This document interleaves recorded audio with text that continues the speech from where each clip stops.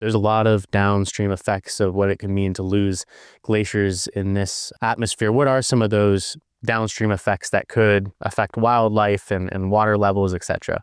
Absolutely. So that's one of the cool things about a place like Glacier National Park is that it provides almost a laboratory to study these things. So we don't have all the answers, but the great thing is that we have this landscape that's fairly pristine, and we have an opportunity to look for answers and monitor what is going on. So we know that there are things like stoneflies that live in the cold meltwater from glaciers that are dependent on those cold temperatures.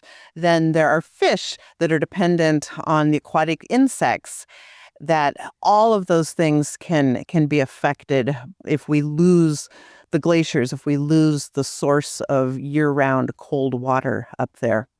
All sorts of research that goes on in the park, just trying to understand what is going on as far as inventory and monitoring. Other things not directly having to do with the ice itself, but having to do with changes in overall weather patterns, climate conditions, tree line that is rising on some of our peaks, areas that animals that are dependent on the protection of snow cover, wolverine, denning, ptarmigan, a bird that lives up in the subalpine elevations that seems to be dependent on snow patches.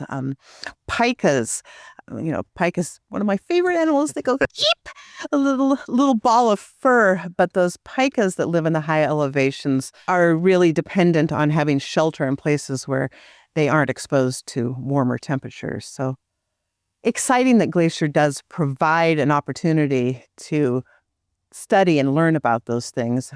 But again, kind of sobering when we see some of these things changing. Of course, there's always been change, but this change seems to be happening at such a rapid pace.